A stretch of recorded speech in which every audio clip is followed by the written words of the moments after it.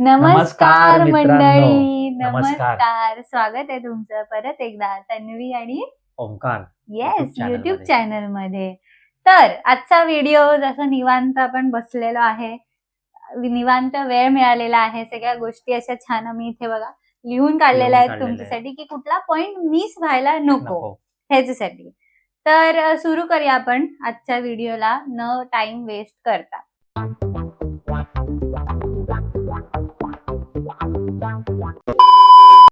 तर तुम्हाला माहितीच आहे आम्ही सध्याच ओंकारच्या बर्थडे ट्रिप म्हणून आम्ही अक्कलकोटची ट्रिप केली होती. अक्कलकोट सोबत आम्ही तुळजापूर आणि पंढरपूर अशी सुद्धा ट्रिप केली होती. तर हा त्या पूर्ण 2 दिवसाच्या ट्रिपचा डिटेल खर्चाचा व्हिडिओ आहे. कारण तो जेव्हा व्हिडिओ चालू होता तेव्हा ऑब्व्हियसली आम्ही इथे तिथे फिरत होतो, झोप झाली नव्हती, त्यामुळे नीट काही तुम्हाला एक्सप्लेन करता आलं नाही. फक्त आम्ही तुम्हाला दाखवलं की आम्ही कसं कम्युट केलं.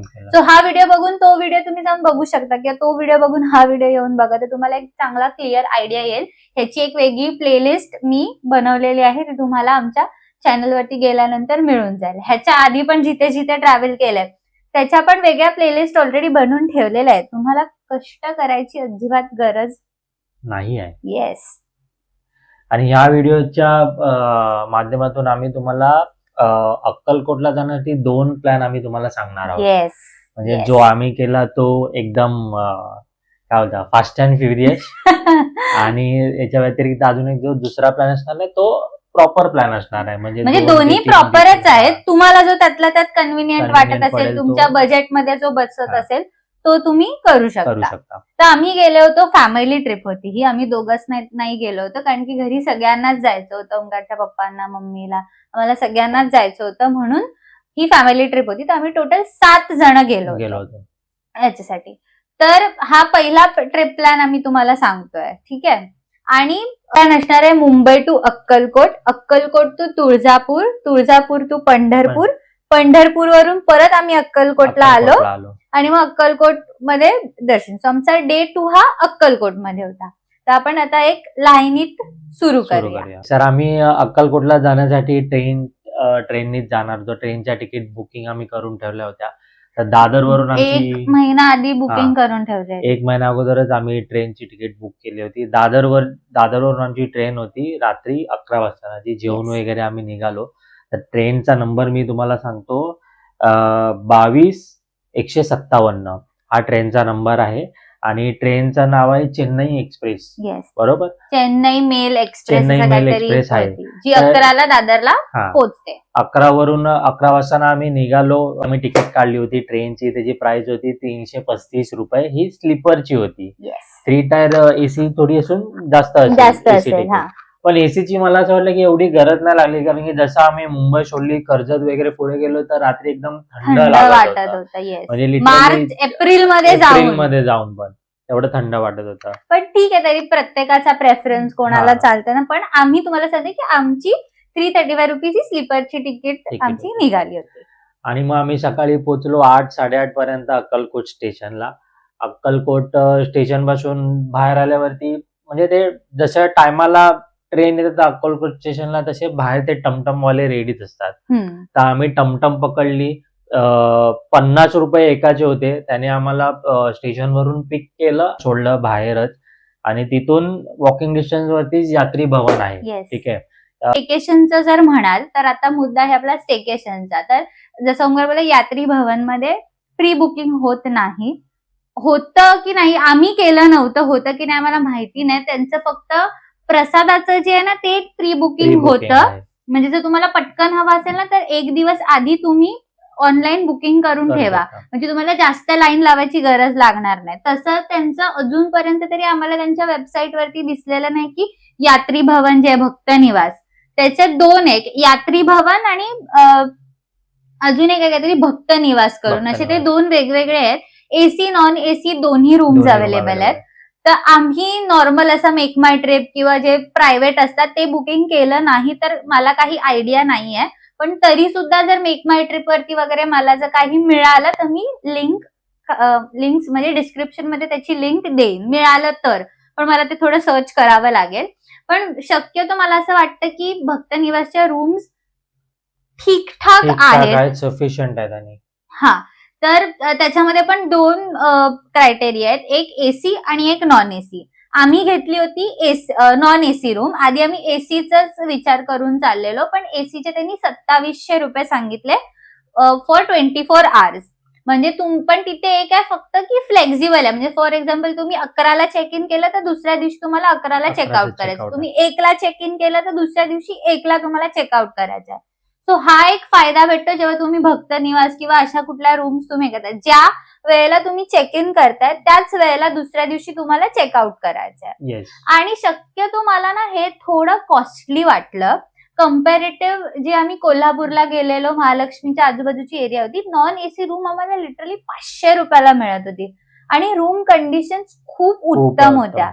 पण कम्पॅरेटिव्ह Best आम्ही होत्या. आता गेलेलो ना, रूम कंडिशन एवढ्या म्हणजे भारी नव्हत्या. खरं सांगायला गेलं तर 1100 रुपये त्या लोकांनी घेतले. गाद्या वगैरे व्यवस्थित होत्या, पण रूमच्या खिडकी लागत नव्हती व्यवस्थित, पंखा आमचा नीट चालत नव्हता, की कदाचित संडे होता, गर्दी होता म्हणून सगळ्या चांगल्या चांगल्या रूम्स गेल्या होत्या असं पण असू शकतं. आम्ही लॉंग विकेंडला गेलो होतो म्हणून. पण एसी रूम पण होती. एसी रूम 2700 रुपये होती. आम्ही नाही घेतली कारण आम्ही असा विचार केला की आम्ही रूम मध्ये थांबणारच नव्हतो, फक्त रात्री झोपायला येणार होतो. ते पण पुढे जाऊन तुम्हाला म्हणजे व्हिडिओ तुम्ही आधी बघितला असेल की आम्ही थांबलोच नाही, झोपलोच नाही त्या रूम मध्ये. सो त्यामुळे आम्हाला एवढं काय वाटलं नाही. सो 2700 रुपये एसी रूम आणि नॉन एसी रूम चे झाले 1100 रुपये ना, 1100 रुपये. येस, 1100 रुपयाची तुमची नॉन एसी रूम. त्याच्यामध्ये काही नाश्ता बिष्टा काही तुमचं इन्क्लुडेड नसतं. आणि मी तर शक्यतो तुम्हाला सांगेन की ओमकार आणि तुम्ही लोक गेलेलात एसी रूम बघायला आय गेस दुसरीकडे, पण ती कशी होती? आपल्या नॉन एसी रूम सारखीच होती की अजून जरा छान होती? सेमच होती. सेमच होती रूम. अजून हा एसी रूमचं मला आता अजून आठवलं की आम्ही खाली तिथे थांबलेलो ना, तिथे एक बाई आम्हाला भेटली.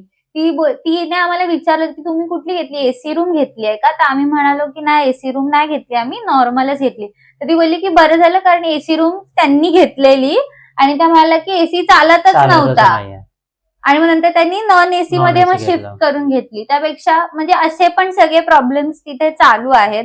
काय मंदिर मॅनेजमेंट आम्हाला माहिती नाही की काय कसं आहे, ते लोक काय करतायत. पण खरं तर मला असं वाटतं की भक्त निवास बाकीच्या ठिकाणचं जितके आम्ही बघतो किंवा हे करतो तितकं ह्या रूम्स नव्हत्या एवढ्या चांगल्या. आणि मला असं वाटतं की एसीची गरजच नाहीये, कारण की शेवटी तुम्ही रात्री फक्त झोपायलाच येणार आहेत, तर तेवढं बऱ्यापैकी थंड म्हणजे तेवढं लागतं, एवढं पण गरम नाही होत. पण अगेन तेच आहे ना, प्रत्येकाचा प्रेफरन्स. आम्ही तुम्हाला दोन्हीचे रूम्सचे रेट सांगितले आणि काय प्रॉब्लेम आहे ते पण सांगितलं. अगेन परत मी सांगते की हा सगळ्यांसोबत होईल असं गरजेचं ना. आम्ही लॉंग विकेंडच्या वेळेला गेलेलो तर कदाचित त्यामुळे हे सगळे प्रॉब्लेम्स होऊ शकत होते. सो पण एक तुम्हाला आम्ही आयडिया दिली की एवढे हे झाले होते. आणि आता मी अजून सांगते, या याच्यामध्ये जो बजेट ब्रेकडाऊन आम्ही तुम्हाला देणार आहे तो नेहमी आम्ही पर कपलचा देतो. ह्यावेळी आम्ही तुम्हाला पर पर्सन देणार आहोत, कारण आम्ही 7 जण गेलो होतो. येस. एक गोष्ट राहिली सांगायची की एका रूम मध्ये 4 लोकच अलाउड आहेत, मॅक्झिमम 4. येस, मिनिमम 1-2 तुम्ही किती, पण मॅक्झिमम एका रूम मध्ये 4 जणच राहतात. दुसऱ्या रूम म्हणजे मग त्याच्यासाठी आम्ही 2 रूम्स घेतल्या होत्या. आम्हाला 2 रूम लागणार, आम्ही 7 जण होतो आणि ते लोक बोलले की एकाच्यामध्ये अलाउड नाही. तर आम्ही लेडीज एका रूम मध्ये होतो आणि हे लोक बॉईज एका रूम मध्ये होते. सो अशा आम्हाला 2 रूम्स लागले. मग त्याचे 1100च्या हिशोबाने 2 रूमचे आमचे 2200 रुपये झाले होते. आणि ऍक्च्युली आम्ही काय होत होतं की आम्हाला दुसऱ्या दिवशीसाठी पण रूम हवा होता, की जे आम्ही विचार केला की गाणगापूर वगैरे पण जाणार, पण आम्ही आधी विचार केला की आपण एका दिवसाचीच आधी घेऊया, कारण दुसऱ्या दिवशीचं आमचं काही नक्कीच नव्हतं आमची. पण ते लोक ऍडजस्ट पण करायला मागत नाहीत. आम्ही बोललो की आम्ही फॅमिली आहे तर आम्हाला थोडी मोठी रूम पण चालेल की जिथे म्हणजे खूप सारे बेड्स असतील वगैरे, पण तसं तिथे काहीच नाहीये. आय गेस बाकीच्या ठिकाणी ना ह्या सोयी आहेत ना, की एका रूम मध्ये जास्त जण पण ते लोक ठेवतात. जसं की आपण शिर्डीला पण जातो, शिर्डीचं पण जे भक्त निवास आहे तिथे पण डिफरंट आहे. जसं की आता आम्ही वेगवेगळ्या रूम्स क्रायटेरिया, तर एका रूम मध्ये ऑलमोस्ट आम्ही 25 ते 30 जण होतो. 25 ते 30 जणांसाठी बेड होते. पण समजा की 5 जण तरी जाते तर 5 जणांसाठी पण ती वेगळी रूम तशी आहे. 2 जण तरी जाते तरी 2 जणांसाठी पण ती तशी रूम आहे. हा, जसं शिर्डीचं आहे. महालक्ष्मीला पण आय गेस हा. आपण गेलो तिथे पण तसंच होतं. तसंच ते लोक होतं. की 5 जणांसाठी तुम्ही 5 जण आहे, एक रूम, एक 5 room 5 बेडवाला जण एक होऊन रूम जातात पण त्यामध्ये. तुम्हाला देतात. पण तसं इथे काहीही नाहीये. सो जास्त एक्सपेक्टेशन ठेवून जाऊ नका. थोडं स्वतःचं रिसर्च करा जर तुम्हाला थोडं कम्फर्टेबल पाहिजे असेल तर. अजून एक गोष्ट स्टेकेशनची, की तुम्ही जर एक तर प्री बुकिंग नसल्यामुळे तुम्हाला तिथे जाऊन थांबावं थांबावं लागतं. लागेल. आम्ही 1 ते 1.5 तास थांबलो होतो रूम्स भेटण्यासाठी. येस. सो तुम्हाला तितका वेळ थांबायचे जर तुमच्यात पेशन्स असतील तर तुम्ही भक्त निवासची रूम ऑप्ट करा. नाहीतर मी सजेस्ट करीन 4 पैसे जास्त गेलेले चालतील, पण तुम्ही चालतील. प्रायव्हेट रूम घ्या. प्री कारण की बुकिंग मध्येच हा, जावा. प्री म्हणजे बुकिंग मध्ये आमचं तुम्हाला असंच पटकन suggestion होईल. असेल. कारण की जर तुम्ही असं आमच्यासारखा प्लॅन करता ना की 2 दिवसात एवढे सारे डेस्टिनेशन जर तुम्हाला करायचे, तर तुम्हाला टाइम इज मनी, की तुम्हाला टाइम वेस्ट करून चालणार नाही. आता आम्ही जसे गेले की टाइम वेस्ट झाला, आम्हाला निघालं जसं आता हे सगळं झालं, चेक इन वगैरे व्हायलाच आम्ही पोहोचलो कधीचेच होतो, 9 वाजता पोहोचलेलो. रूम भेटायला आम्हाला 10:30 पावणे 11 झाले. बाहेर पडेपर्यंत फ्रेश वगैरे होऊन 12:30 वाजले 12 आम्हाला. मग पुढच्या सगळ्या गोष्टीला लेट होतो. सो हे बघा, तुम्ही डोक्यात घ्या. मेरिट्स, डिमेरिट्स, बजेट आणि सगळ्या गोष्टी करून तुम्ही डिसाईड करा की तुम्हाला कुठे जायचं आहे. आम्ही आमचा एक्सपिरियन्स तुमच्यासोबत शेअर केला, Share जो केला. काय भक्त निवासचा आमचा झाला. बाहेर आलो मग आता नाश्ता करायचा कुठे? मग तिथे बाहेर जे छोटे छोटे स्टॉल लागलेले आहेत तिथे सगळे ते उत्तप्पावाले होते. म्हणजे उत्तप्पा आता एवढा क्वालिटीवाला नव्हता, पण 60 रुपये त्याने घेतले आमच्याकडून. ठीक आहे, पण तेवढा तो पोटाला आधार झाला. म्हणजे 7 लोकांचे 450 400 रुपये रुपये झाले, झाले. पण अजिबात चव नव्हती. चव So, नव्हती. आम्ही तुम्हाला तेच हा, सजेस्ट करू.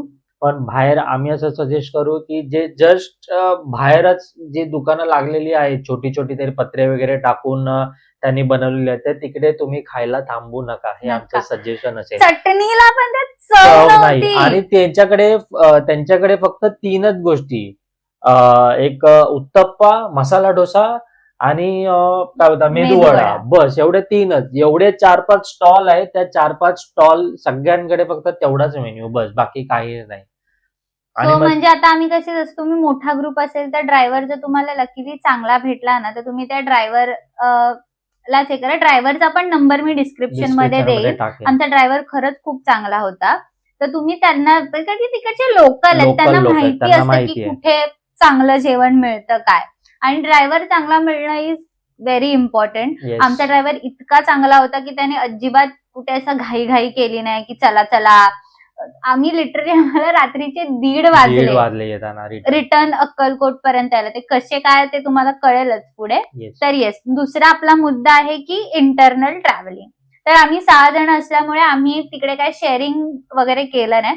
जर तुम्ही 2घच असाल, 3घच असाल, तर अजून ऑप्शन आहे तिथे ना बाहेर, जिथे मी म्हटलं की टमटमवाल्याने आम्हाला सोडलं, तिकडेच ना खूप साऱ्या गाड्या, ते तवेराज मोठ्या तवेरा मोठ्या, वगैरे सुमोज लागलेल्या मोठ्या आहेत. मोठ्या, ते तिथे लागले. ते लोक बोंबटत असतात की तुळजापूर, गाणगापूर, तुम्हाला जिथे जायचंय तिथे. मग त्याचे सीट्स असतील काय 150-200 रुपये सीट प्रमाणे ते लोक नेत असतील. फक्त की ते लोक कोंबून नेणार तुम्हाला. हा. आता ती टमटम मध्येच आम्ही 10 जण बसलेलो. 50 रुपये सीट त्याने घेतली, पण आम्ही 10 जण 10 एका जण त्या बसलेलो. टमटम मध्ये. पाठच्या सीटला 4 जण, मध्ये 4 जण आणि ड्रायव्हरच्या बाजूला 2 जण, येस. असे 10 जण त्याने बसून नेलेलं. सो तो एक तुम्हाला डिमेरिट असेल. पण जर तुम्ही 4-5 जणांचा ग्रुप असेल, जसं आम्ही 7 जण होतो, तर आम्ही आमचीच वेगळी कार केली. तुमच्या बजेटमध्ये असेल, तुम्ही 2 जणांमध्ये पण करूच शकता. अगदीच काहीच प्रॉब्लेम नाहीये. तर आम्हाला लकीली आम्ही जेव्हा उतरलो ना टमटम मधूनच, तेव्हाच एक मुलगा दिसला तिथे. असं कारण की आम्ही प्री बुकिंग करून गेलो नव्हतं. प्री बुकिंगचे पण मी विचारलेले, मला 8,500 रुपये त्याने सांगितलेले. 3 डेस्टिनेशन, म्हणजे पिक अँड ड्रॉप पण होता त्याच्यामध्ये स्टेशनचा, प्लस तुळजापूर, पंढरपूर, गाणगापूर, अर्टिका एसीचे त्याने मला 8,500 रुपये सांगितलेले. पण नंतर मी विचार केला की बघू ना, जाऊन काय ना काहीतरी बार्गेन करू शकतो. पण अर्टिका तिथे सेल्फ ड्राईव्ह आणखीन कार भेटत नाही. रेंटल जर तुम्हाला घ्यायची आहे तर सेल्फ ड्राईव्ह कार ही मिळत नाही, तुम्हाला ड्रायव्हर सकटच भेटणार. तर अर्टिका मी का नाही बुक केली, त्याचं रिझन मला नंतर ओंकार म्हणाला की त्यांनी आपण 7 जण आहेत, ड्रायव्हर पकडून 8 जण होणार. अर्टिकामध्ये तिघ जण पाठी नाही बसू शकत कम्फर्टेबल. कम्फर्टेबल, दोघच बसू शकतात. म्हणून मग आम्ही तो प्लॅन ड्रॉप केला की म्हटलं चल तिकडे गेल्यावरती बघू, कायच नाही भेटलं तर आम्ही पण त्या टमटम मधूनच जाणार होतो. पण लकीली तो मुलगा आम्हाला तिथे भेटला. त्याला आम्ही सांगितलं की असं असं आम्हाला जायचंय तर किती होतील, तर तो बोलला की आधी तो 5,000 बोलला दुसऱ्या कुठच्या तरी गाडीचे. मग तो बोलला किया कॅरेन्स आहे त्याचे 6,000 रुपये होतील. तर आम्ही लोक बोललो की चांगली गाडी पण भेटते किया कॅरेन्स. आणि खरंच त्या किया कॅरेन्स मध्ये पाठी मी, दीदी आणि ओमकार आम्ही तिघ जण सर्वात लास्ट बसलेलो मध्ये, कारण टिकू पाठी बसू शकत नव्हता. टिकू, मम्मी, आत्या मध्ये बसलेले, पप्पा ड्रायव्हरच्या बाजूला पुढे बसले आणि आम्ही कम्फर्टेबली गेलो. तिघं आम्ही कम्फर्टेबली मागे आरामात बसलेलो. तर त्या गाडीचं, तर आम्ही ज्या गाडीने गेलो होतो तुम्ही व्हिडिओत बघितला असेल, छान एसी मस्त, ड्रायव्हर एकदम उत्तम होता. त्याचं नाव मी विसरली त्या ड्रायव्हरचं. आय गेस टिकूकडे त्याचा नंबर आहे, आमच्या ह्याच्या कझिनकडे त्याचा नंबर आहे. त्याच्याकडून नंबर घेऊन मी नक्की डिस्क्रिप्शन मध्ये टाकेन. तुम्ही किया कॅरेन जर तुम्ही 6 जण असाल तर तुम्ही नक्की ती गाडी बुक करा. त्याने आमचे घेतलेले 6,000 रुपये फक्त पंढरपूर आणि तुळजापूरचे. त्याच्यामध्ये नो टोल, म्हणजे टोल इन्क्लुडेड, पेट्रोल वगैरे सगळं इन्क्लुडेड त्याच्यामध्येच होतं. आणि ऍक्च्युली 6,000 रुपये आम्हाला वर्थ वाटले, कारण की खरंच खूप डिस्टन्स आहे. म्हणजे आम्हाला अक्कलकोट वरून तुळजापूरला पोहोचायला 2.5 तास लागले. म्हणजे विचार करा, 12:30ला आम्ही नाश्ता केला, गाडी येईपर्यंत 1 वगैरे वाजला असेल. 12ला त्याला नाश्ता केला, गाडीपर्यंत 12:30. आम्ही तुळजापूरला 1:45ला पोहोचलो. आम्ही बिना पासच्या लाईन मध्ये गेलो, कारण की आम्हाला एवढी आयडिया नव्हती की किती वेळ लागेल. तिथे कोणातरी तो बोलले की तासाभरात होईल, तर आम्ही विचार केला तासाभरात होईल तर कशाला उगाच पास वगैरे काढा. पण तिथे पासच्या पण 2 लाईन आहेत, 200 आणि 500 रुपये. आम्ही त्या लाईन मध्ये गेलो नव्हतो, त्यामुळे काय आयडिया नाही की ती कशी पुढे वर्क होते. पण तिथे लिहिलेलं 200 आणि 500 असे 2 वेगळ्या ह्याच्या लाईन होत्या. आणि बिना, म्हणजे फ्री दर्शनच्या पण 2 लाईन होत्या, एक मुख दर्शनची लाईन आणि एक नॉर्मल, म्हणजे अजून थोडं जवळ. चरण स्पर्श तर नाहीच होत ज्या लाईन मध्ये आम्ही गेलेलो. आय गेस जे 500 रुपयाची जी पासची लाईन होती ना, त्याच्यात देवीच्या चरणापर्यंत जायला मिळत असेल. पण आम्ही ज्याला पण दर्शन व्यवस्थित झालं, फक्त थोडं लांबून. आणि मुखदर्शनची लाईन तर मी तर तुम्हाला सजेस्ट करेन, तुम्ही जर कधी जाताय, शक्यतो जर तुम्हाला पॉसिबल तर पेडवाल्यांनी मध्येच जा. कारण आम्ही कोल्हापूरला गेलो तर आम्ही सगळं दर्शन तसंच केलं. ते कन्व्हिनियंट होतं, पटकन होतं. जर तुमच्याकडे वेळ कमी आहे तर. आम्हाला एवढी आयडिया नाही आली तेव्हा, आणि आम्ही एवढे 7 जण पण होतो, तर आम्ही पेड दर्शनला गेलो नाही.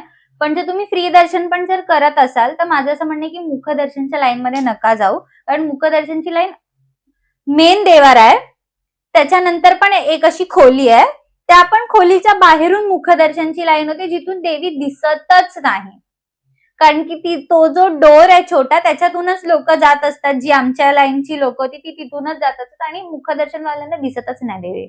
तर तुम्ही शक्यतो मुखदर्शनच्या लाईन मध्ये, जर तुम्ही तुळजापूरला जाताय मोर स्पेसिफिक, तर मुखदर्शनची लाईन प्लीज घेऊ नका. तुम्ही पासची लाईन घ्या, किंवा ज्या लाईन मध्ये आम्ही होतो पदस्पर्श, त्या लाईन मध्ये जा. पदस्पर्श होत नाही त्या लाईन मध्ये, तो जे पैसे देऊन जातात 500-200 त्या लोकांनाच मिळतो.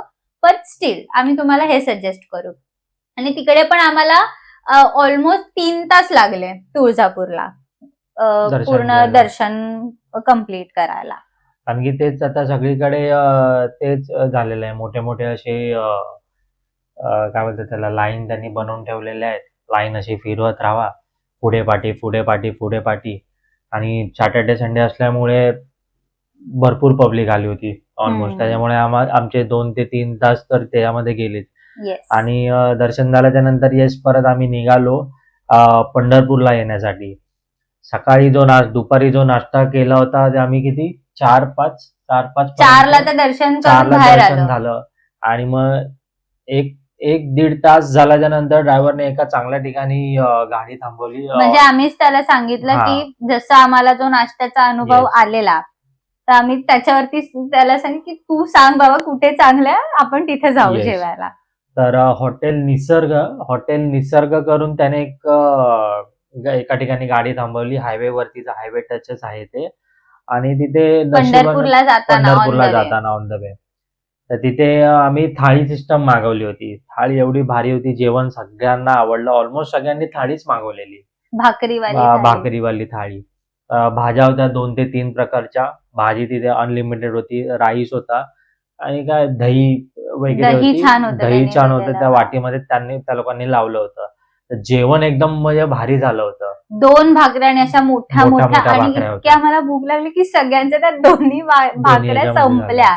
अजून आपण पनीर पण मागवलेलं एक्स्ट्रा, कारण की त्याच्यामध्ये ती गट्ट्याची भाजी होती, म्हणजे जे बेसनाचे गट्टे रश्श्यात टाकतात आय गेस त्या साईडला ती छान होती भाजी. पण आम्ही अजून पनीर पण मागवलेलं आणि त्याच्यामध्ये चटणी होती, लोणचं मम्मीला आमच्या खूप आवडलं त्यांनी जे दिलं होतं. म्हणजे जेवण खरंच खूप छान होतं.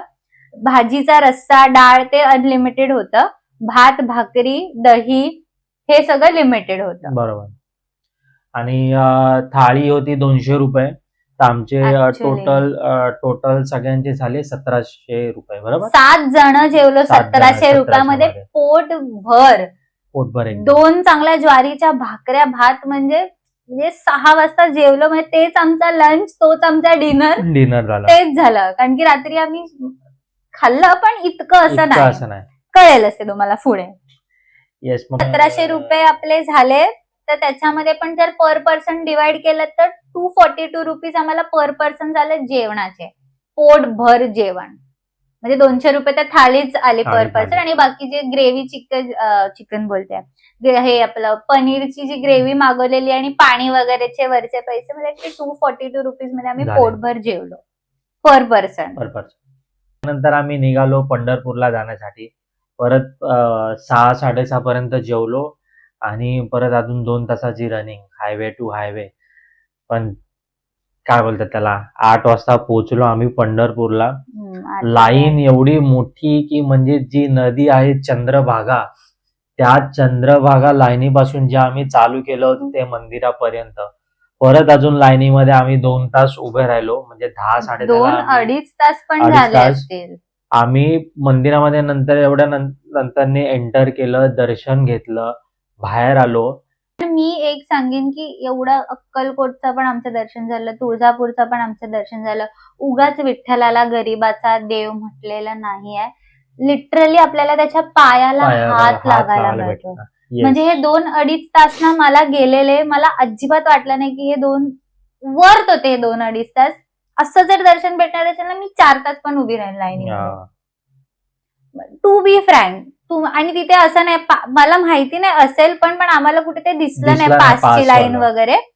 आम्हाला त्या लाईनीला 2-2.5 तास लागले. पण ज्या प्रकारे दर्शन झालं विठ्ठल रुक्मिणी दोघांच्या पण आम्हाला चरणाला हात लावायला मिळाला आणि विच इज बेस्ट. आणि मी खरंच ही गोष्ट आज या व्हिडिओच्या ह्याच्यातून मी अप्रिशिएट करीन पंढरपूरचे जे मंदिर ट्रस्ट आहेत त्यांचे, की तो खरंच गरिबांचा देव, त्याला उगाच म्हटलेलं नाहीये. त्याच्या पायाला तो हात लावायला देतो. त्याला काही असं नाही की व्हीआयपी असेल तरच मी पायाला हात लावायला देईन, व्हीआयपी नसेल तर मी हात लावायला देणार नाही, असं तिथे काही नाहीये. बरोबर. असेल तिथे ही पासचं दर्शन, पण त्याच्या पायाला हात लावायला मिळतो आपल्याला.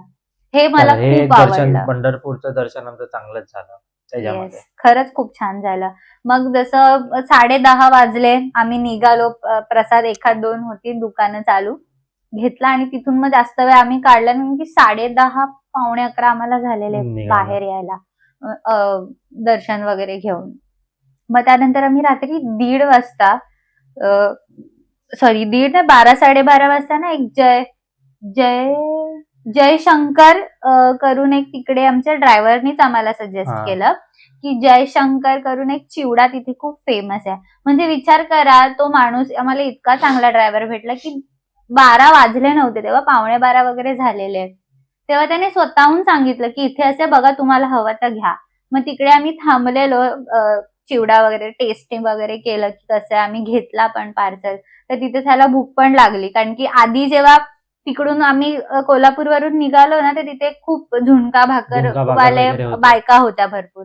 तर पप्पांनी तिथून त्यांच्यासाठी घेतलं की माहितीये भूक लागेल. तेव्हा ह्याला विचारलं, ह्याने नाही म्हणून सांगितलं. पण नंतर आम्हाला लागली भूक, 11:15 वाजले तसं.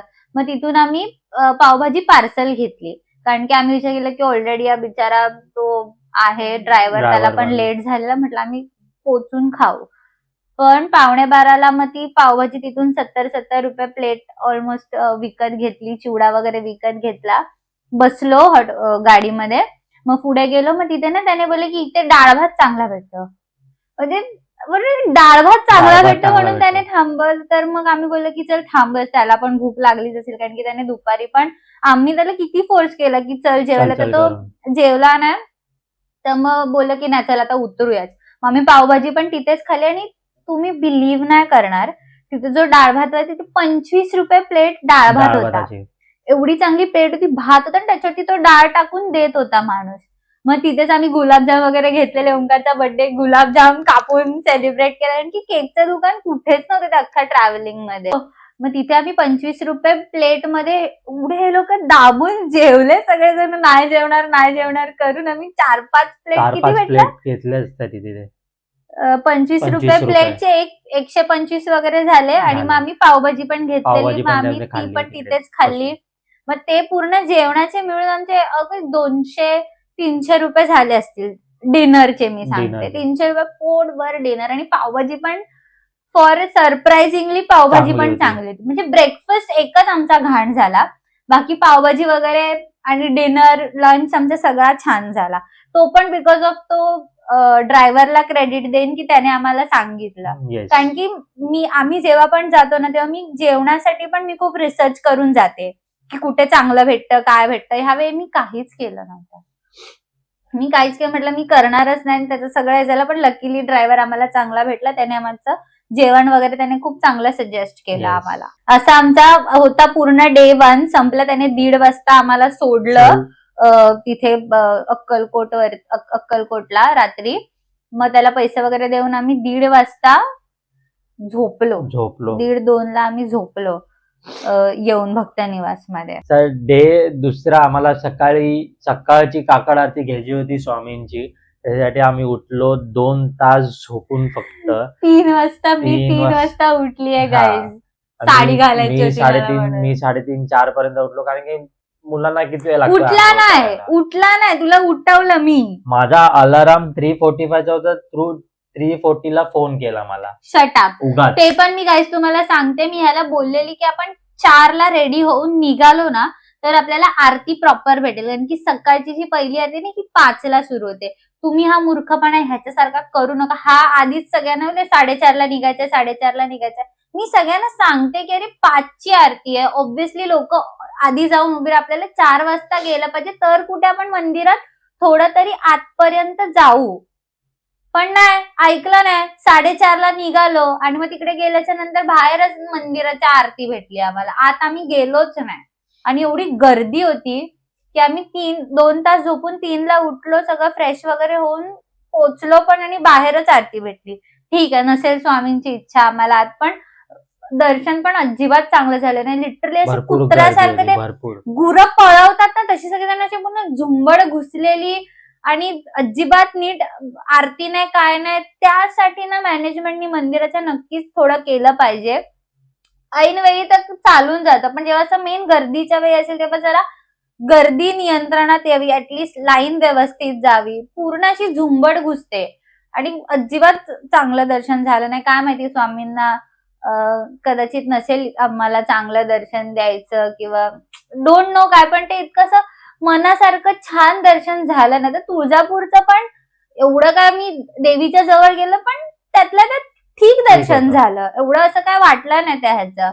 पण स्वामींचं मला अजिबात चांगलं दर्शन झालं नाही. काय माहिती, खूप गर्दी होती आणि पूर्ण असं धक्काबुक्की झाली, काहीच व्यवस्थित नाही. आणि तिथे पण अगेन काय पास वगैरेचं नाहीये, एकच लाईन जाते. ती गोष्ट चांगली आहे, पण जर जी लाईन जाते तर त्यात थोडं जर व्यवस्थित त्या लोकांनी तेवढं जर केलं ना, तर मला असं वाटतं की गर्दीच्या वेळेला सगळ्यांना म्हणजे व्यवस्थित गर्दी दर्शन फक्त भेटेल. ती होती, गर्दी फक्त होती सकाळचीच तेवढी गर्दी होती, कारण की आम्ही एकदा दर्शन घेऊन एक्झिट घेऊन बाहेर आलो ना, तर बाकीची लोक एक्झिट मधूनच एंट्री करत होते, एवढे फ्री झाले होते.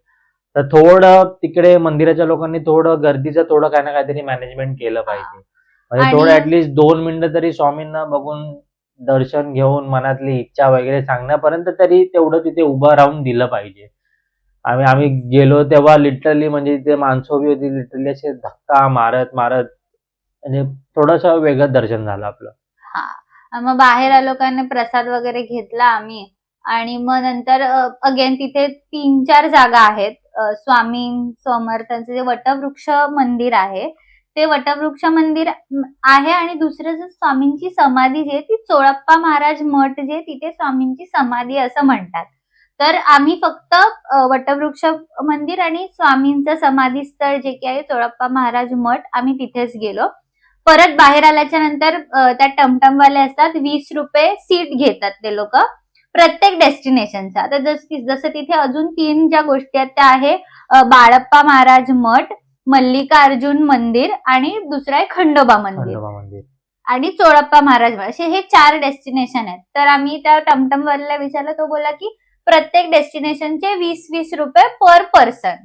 येस. म्हणजे आता जो मी 4 डेस्टिनेशन घेतले तर 20 रुपये एका माणसाचे होणार. तसे आम्ही 7 जण होतो. म्हणजे तुम्ही कॅल्क्युलेट करा किती झाले असतील.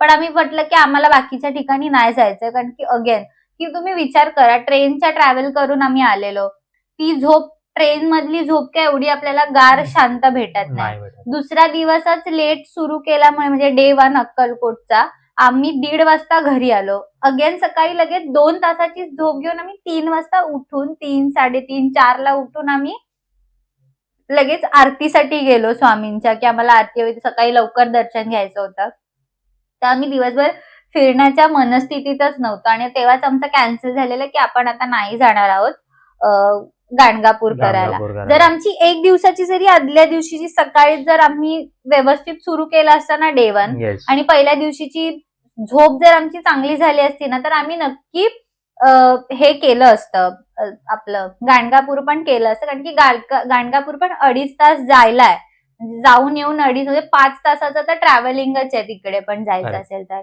सो आम्ही तुम्हाला हे गोष्ट सजेस्ट करू की आम्ही तिथे 1 नाईट राहिलो आणि दुसऱ्या दिवशीची रात्रीची आमची ट्रेन होती. पण आम्ही तुम्हाला सजेस्ट केलं की तुम्ही 2 नाईट्स तिथे राहा. 2 नाईट्स तिथे दिलाच पाहिजे. तर जर समजा फॉर एक्झाम्पल डे 1 तुमचा नाही फॉर टाइम हिसाबाने गेला. दुसरी गोष्ट आम्ही तुम्हाला एक सजेस्ट करू की तुम्ही जर स्वामींची आरती हे करायचं म्हणजे विचार करताय, तर डे 1 तुमचा लवकर संपला पाहिजे. 10 वाजता तुमचा डे 1 संपला पाहिजे, तर तुमची झोप पूर्ण करून तुम्ही सकाळी आरती स्वामींची अटेंड करून, तर आरती अटेंड करायची तर तुम्हाला 3:30 पावणे 4ला, जर तुम्ही वीकेंड वगैरे जाताय तर तुम्हाला तिथे आरतीसाठी पोहोचणं गरजेचं आहे, तरच तुम्ही आतमध्ये जाऊ शकता. तुम्ही म्हणाल 4:30ला आम्ही जाऊ, कारण की मंदिर जवळच आहे, जे स्टेकेशनचा परिसर आहे तिथपासून, तर तुम्हाला ती आरती भेटणार नाही, मिळूच शकत आहे. तुम्ही दरवाजाच्या बाहेरच उभे राहाल. सो त्यासाठी डे 1 तुम्हाला 10 वाजता संपवायचं आहे. 10 मॅक्स टू मॅक्स 11, तर तुमची झोप पूर्ण होऊन तुम्ही डे 2 लवकर चालू कराल. आमचा पण प्लॅनिंग तोच होता, पण तसा झाला नाही. तर जरी ठीक आहे तुमचा डे 1 तसा झाला नाही, डे 2 मग तुम्ही डे 2 लेटच सुरू करा. तुम्ही तो हट्ट ठेवू नका की सकाळची आरतीच मला हे करायचे. स्वामींच्या मनात असेल तर तुम्हाला परत बोलवतील फक्त सकाळची आरती एक्सपिरियन्स करण्यासाठी. मग तुम्ही तो दिवस हे करू नका. तुम्ही तुमची झोप ऍटलीस्ट 4 तास तरी पूर्ण करा. 4 ते 5 तास पूर्ण करून सकाळी 7-8ला जरी दिवस सुरू केलात तरी तुम्ही स्वामींचं हे करून आजूबाजूचे जे तुम्हाला 4ही मंदिरं करायची असतील, चोळप्पा महाराज मठ, बाळप्पा महाराज मठ, मल्लिकार्जुन मंदिर, खंडोबा मंदिर, हे 4ही जर तुम्हाला करायचे असतील तर तुम्ही दुसऱ्या दिवशी पण 2 नाईट 3 डेज हा तुमचा हे पाहिजे. आम्ही प्लॅन करून गेलेलो 1 नाईट 2 डेज, कारण की दुसऱ्या दिवशीची रात्रीची आमची ट्रेन होती. मग जर तुम्हाला गाणगापूर करायचं आहे ना, मग जरी तुम्ही जरा 8-9 वाजता जरी दर्शन घेतलं, बाकीचा फिरलात, तरी तुमच्याकडे सेकंड हाफ हा पूर्ण राहील. तुमच्याकडे असं घाई होणार नाही की रात्री जाऊन आम्हाला ट्रेन पकडायची आहे. मग तुमचा डे 2 तुम्ही आरामात जा, गाणगापूर करा, दर्शन घेऊन मग रात्रीपर्यंत जरी परत आला तरी ती दुसरी रात्र पण तुम्ही अक्कलकोटमध्ये स्टे करा. तुमच्या 2 रात्रीचा स्टे घ्या, आराम करा आणि दुसऱ्या दिवशी सकाळची 9ची ट्रेन तर अक्कलकोट वरून निघतेच, जी मुंबईला यायला निघते. सो तुम्ही तसा प्लॅन करू शकतात. आमचं इथे चुकलं की आम्ही त्या दिवशीचीच काय म्हणू शकतो रात्रीची ट्रेन बुक केली होती, जी पण आमची वेटिंग झाली. मग आणि आम्ही एवढे झोपलेलो की आम्ही विचार केला की 9 वाजता त्याच दिवशी आम्ही सगळं दर्शन वगैरे आमचं 7 वाजता झालेलं, कारण की सकाळी 4ला उठलेले, 7 पण नाही, 6:30 पावणे 7 पर्यंत चोळप्पा महाराजांच्या मठात आपण म्हटलं तर करायचं काय, उगाच ते रूमचा पण रेंट वाढवा आणि मग असं पण दुसऱ्या दिवशी पण आम्हाला जनरलनीच यायचं होतं. मग आम्ही विचार केला की कंटाळला की आता नको, कारण की जर ताकद असती ना, जर गाणगापूर करायचंच नाही आहे गाणगापूर, तर का थांबा. असं पण जनरल आम्ही दुसऱ्या दिवशी पण येऊ शकत होतो, पण आम्ही विचार केला की जाणारच नाही जर गाणगापूरला, पण आपण मुंबईसाठीच निघूया. मग ती आमची 165 ची जनरलची तिकीट मिळाली. अगेन रिटर्नची पण जर तुम्हाला स्लीपरची गाड्याचे सेम प्राइस आहे, ट्रेनची 335 रुपीजच होतात, रिटर्नच्या पण याचे, पण आमची ती वेटिंग होती तर त्याचे पैसे आम्हाला मिळाले परत, ते आम्ही रिफंड टिक केलं तर त्याचे पूर्ण पैसे आम्हाला परत मिळाले. प्राइस बजेट ब्रेकडाऊन जर तुम्हाला द्यायचा आहे तर ट्रेन तिकीटचे आमचे झाले पर पर्सनचे, मी तुम्हाला सांगते, मी ऑलरेडी डिवाइड करून ठेवले. ट्रेन तिकीटचे झाले 335 रुपीज, टमटमचे पर पर्सनचे झाले एका माणसाचे 50 रुपये, 7 जणांचे 350 रुपये. स्टेकेशनचे आमचे 2 रूमचे झालेले फॉर 1 नाईट 2200 रुपये, तर त्याला अगेन 7 जणांमध्ये डिवाइड केल्याच्या नंतर झाले 314 रुपये. ब्रेकफास्टचे 60 रुपये पर पर्सन. कार रेंटल जी आम्ही केली ती 6000 रुपये होती, तर त्याला अगेन 7 जणांमध्ये डिवाइड केलं आम्ही तर 857 रुपीज आले पर पर्सन कॉन्ट्रो. लंचचे आमचे झाले 1700 रुपये. अगेन त्याला जर काय बोलतो त्याला डिवाइड केले 7 जणांमध्ये तर झाले 242 रुपीज पर पर्सन. डिनरचे झाले 285 रुपीज. ते पूर्णच डिनरचे 285 झाल्यामुळे मी काय त्याच्यामध्ये डिवाइड करत बसली नाही. प्रसादाचे म्हणजे आम्ही प्रसाद घेतला ह्याला हॉस्पिटल बोलते ऑफिसमध्ये वगैरे द्यायला, तर त्याचं 200 रुपीज झाले. रिक्षाचे जे चोळप्पा महाराज मठापर्यंत आम्ही गेलेलो त्याचे 140 रुपये झाले. पर पर्सनचे 20 रुपये झाले, येऊन जाऊन दोन्ही. त्या अक्कलकोट स्टेशन बोलते अक्कलकोट मंदिराच्या इथून तो आम्हाला घेऊन गेला चोळप्पा महाराजांच्या मठापर्यंत आणि तिथून परत आणून त्याने आम्हाला तिथेच सोडलं. त्याचे त्याने 20 रुपये घेतले. परत रिटर्न टमटमचे 50 रुपये पर पर्सन, 7 जणांचे 350 रुपये झाले. ट्रेन तिकीट 165 रुपीज रिटर्नची झाली आमची, कारण की ती जनरलची होती. अक्कलकोट टू मुंबई जनरलची ट्रेनची तिकीट. आणि ह्या सगळ्याचा टोटल होतो पर पर्सन 2578 रुपीज फक्त पर पर्सन.